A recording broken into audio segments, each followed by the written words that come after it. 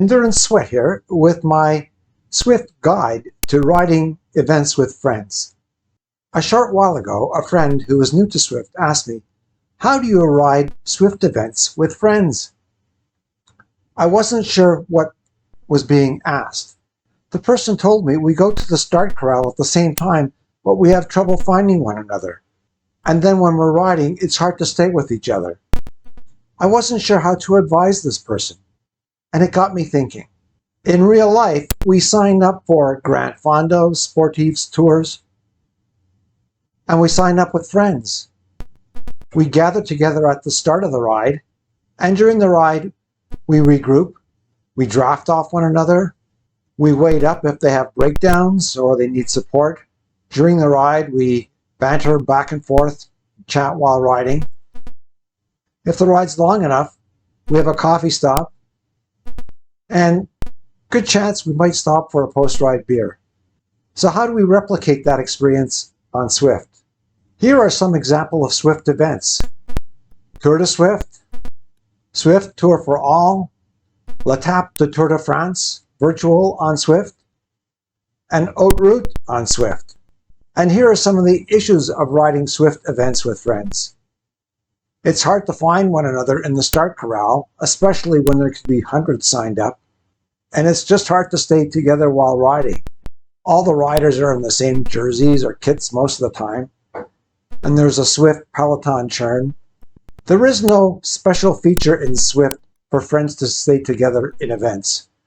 There's no meetup view or special band for friends in events. And there's no feature for friends-only messages. You can broadcast messages to everyone within 500 meters of you, or you can send a direct message, but no easy way just to send a message to friends. So there are some challenges. So without further ado, here are my top 10 tips for riding Zwift events with friends. My number one tip is to delay rolling out at the start. The event is not a race, unless you choose it to be, so you're not really worried about your time. But say you want to ride the event with friends to get credit. Well, have every one of your friends get in the start corral. The ride will start, but delay your rolling out for a few minutes. That way, everyone else will have gone ahead, and you can stay with your friends. You're not going to get mixed up with the other riders. This is probably the most practical tip of all that I have. My second tip is to set up a group chat so you can stay in touch with your friends. You can set up your own server on Discord, not hard to do, or use Messenger, Skype, or Google Meets, any number one of those apps. And that way you can communicate with one another. You'll know where you are, who's behind, who's having trouble. And staying in communication is a real practical way for you to enjoy the ride together. And when you're riding an event in real life with one another, that's what you do. You ride with one another, and typically you're chatting while riding. So you're really mimicking the real life experience. Tip number 3, use the Zwifters tab on the companion app and tap on the following column to see where your friends are. That's assuming that you're following your friends. It can give you an idea of whether they're in front or behind you. But keep in mind that Zwifters nearby are limited to a maximum of 100 within 500 meters, and that includes the ones that you are following. They must be within those parameters. Here are 4 screenshots from a recent ride I did. During this ride, there were well over 500 riders. You can see the number of persons that I'm following changes on the screens, from 4 to 1 to 4 to 5. So it's not perfect, but it can give you some idea of where your friends are.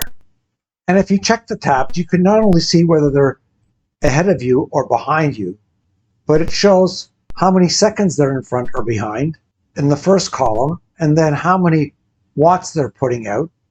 So you know if they're putting out more watts than you, they'll continue to get further ahead, or if they're putting out less watts than you, then you'll probably catch up. Conversely, if they're behind you, if they're putting up more watts than you are, then they'll catch up to you. And you can also see how many kilometers they've covered compared to yourself. So a reasonably good tool to keep together with friends on an event ride. Here's my tip number 4. Before the ride, agree with your friends what power level you'll ride at, both on the flats and on the climbs. It's especially important to talk about the power levels on the climb, because as the resistance goes up, there's a tendency to push harder, and you can easily exceed the power levels that you agreed on previously, and that's where you get separated. So agree on the power levels that you'll ride both on the flats and the climbs. And here's my tip number 5. Amongst friends, agree who's going to be the lead, and that person can give some direction to keep the group together. Tip number 6. If the event has a yellow beacon, but keep in mind, most events don't have a yellow beacon, but if there is one of the strategies that you could have is to have all the friends try to coalesce around the yellow beacon if they're riding at a pace that you all feel comfortable with. Tip number 7. Just like in real life rides, you may want to regroup at the top of climbs or at particular landmarks. And you'll certainly want to stop and regroup if someone has a technical problem. After all, you're riding with friends. Tip number 8, you might like this one. Just like in real life on long rides, you may want to stop and have a coffee break. It's an opportunity to regroup, get off the bike. You can keep chatting on Discord or Messenger or Skype, and then get going again and ride together. So consider a virtual coffee stop. Number 9, have a post-event after-party ride. This is especially appropriate if it's a hard ride in which you're all going for a good time. But agree to meet at the end of the event and then have a friendly ride together. This is sure to be my most popular tip. Have a virtual post-ride pizza and beer. Just like in real life, when you finish an event, likely you'll get together and sit around and have a beer and something to eat. Well, you can do that virtually. Chat with each other on Discord or one of the other social media platforms, or get together by video as you pour yourself a cool one and have something to eat. So there are my top 10 tips for riding Zwift events with friends. Let me know in the comments if you have any other suggestions. Thanks for watching my video. I hope it's been helpful, and if it has, please give it a thumbs up. And consider subscribing to my channel, Endurance Sweat. Until next time, train hard and have fun.